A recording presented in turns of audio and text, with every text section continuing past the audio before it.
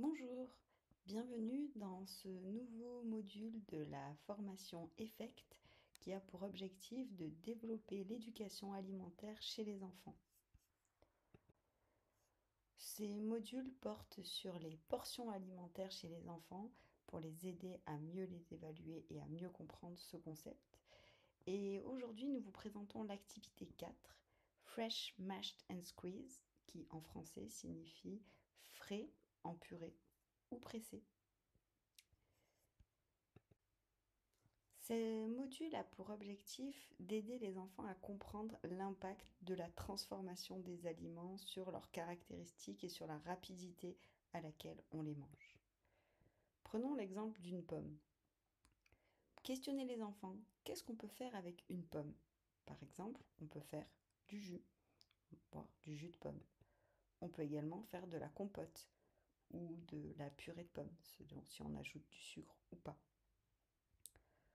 Prenons une orange. On peut en faire du jus d'orange, comme pour le jus de pomme, et on peut en faire par exemple de la marmelade d'orange. La marmelade, c'est simplement quand on ajoute en plus du sucre et qu'on fait cuire le fruit.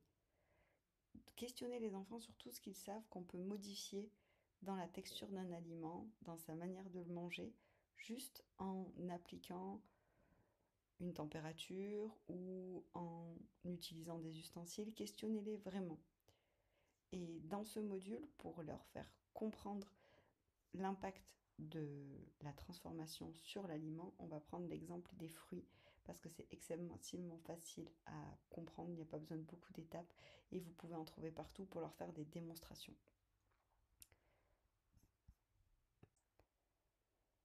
Commençons par un petit quiz à propos de la texture de la pomme.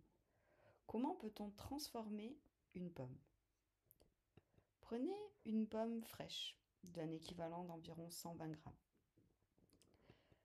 Un verre de jus de fruits d'un équivalent de 150 millilitres. C'est un petit verre, l'équivalent d'une portion.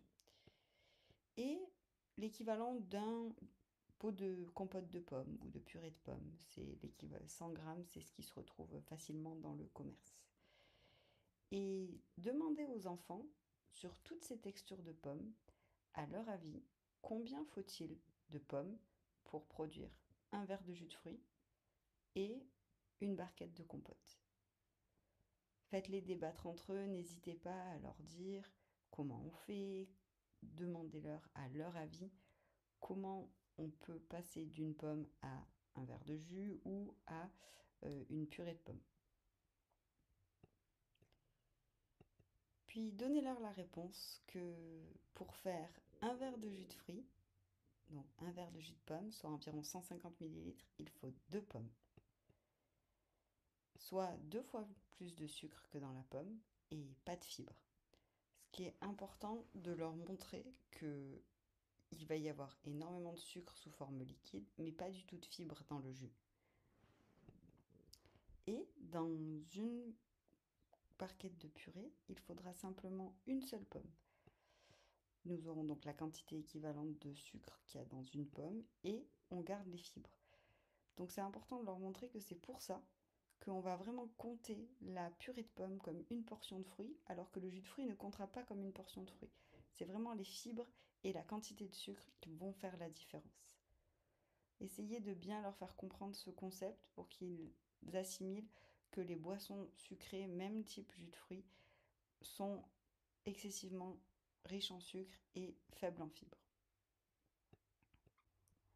Nous allons désormais passer à une deuxième petite activité, toujours autour de la pomme, qui va permettre aux enfants de goûter différentes textures de pommes, mais surtout de comprendre quel est l'impact de la texture sur la rapidité à laquelle ils vont manger un aliment.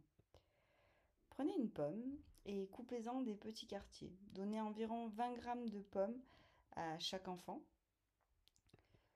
Vous pouvez donner l'équivalent de 20 grammes de pommes en jus, soit 12 millilitres environ, ce qui fait vraiment le fond d'un verre, hein. Vous verrez, c'est tout petit. Et prenez de la compote de pommes ou de la purée de pommes et donnez-leur-en l'équivalent, c'est-à-dire 20 grammes de purée. On se rappelle de ce qu'on a vu dans l'activité précédente. 20 grammes de pommes fraîches, c'est 20 grammes de purée, mais c'est que 12 millilitres de jus. Et maintenant demander aux enfants d'évaluer le temps qu'ils vont mettre pour manger les 20 grammes de pommes fraîches, boire les 12 millilitres de jus et manger les environ 3 cuillères de purée. Questionnez-les. À votre avis, quel est l'aliment que vous allez mettre le plus de temps à manger, le moins de temps? Faites-les réfléchir sur la durée qu'il faut quand on doit mâcher, ou quand on doit boire, ou quand on a une cuillère. Et maintenant, c'est à eux de jouer. Ils vont devoir manger les pommes fraîches, boire le jus et manger la purée de pommes. Et vous pouvez les chronométrer ou leur demander de se chronométrer à peu près, ça peut être très aléatoire, ou alors faites-vous la démonstration en chronométrant pour bien leur montrer que pour manger les 20 grammes de pommes, vous allez mettre beaucoup plus de temps que pour boire le jus où vous allez à peu près en avoir pour 2 secondes le temps d'une gorgée.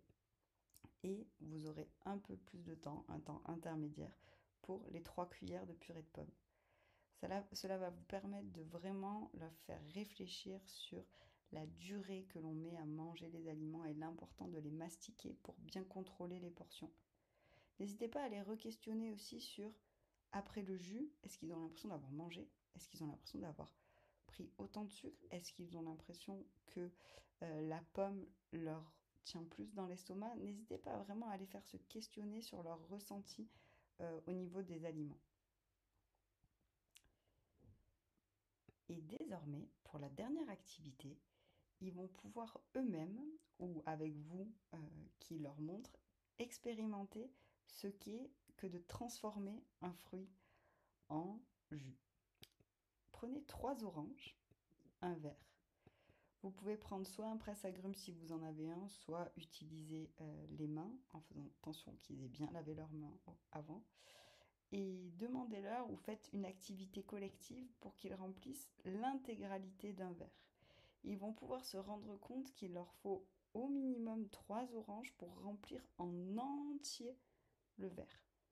Cela vous permettra de bien leur montrer la quantité de fruits qu'il faut pour remplir un verre de jus.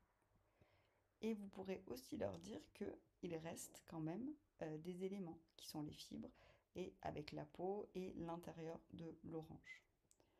Cela vous permettra de relancer la question sur qu'est-ce qu'il y a comme sucre, fibres, dans le verre de jus et dans ce qu'il reste.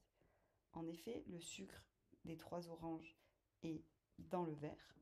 Il n'y a pas de fibres parce que les fibres sont restées dans la peau et l'intérieur de l'orange. Cela vous permet aussi de faire le lien avec le module sur le gaspillage alimentaire et de leur proposer, par exemple, une petite recette sur comment recycler les peaux d'orange ou sur le compostage. On peut imaginer beaucoup d'activités.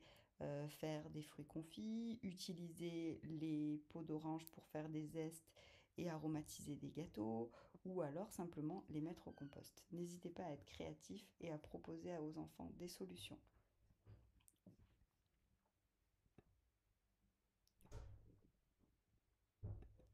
Voilà, ça en est terminé pour ce module sur Fresh, Mashed and Squeezed, donc frais, en purée ou pressé. Nous vous remercions pour votre attention et nous espérons que les enfants pourront mieux comprendre les portions alimentaires et l'impact de la transformation sur la durée dans laquelle il faut pour manger. Nous vous souhaitons une bonne continuation.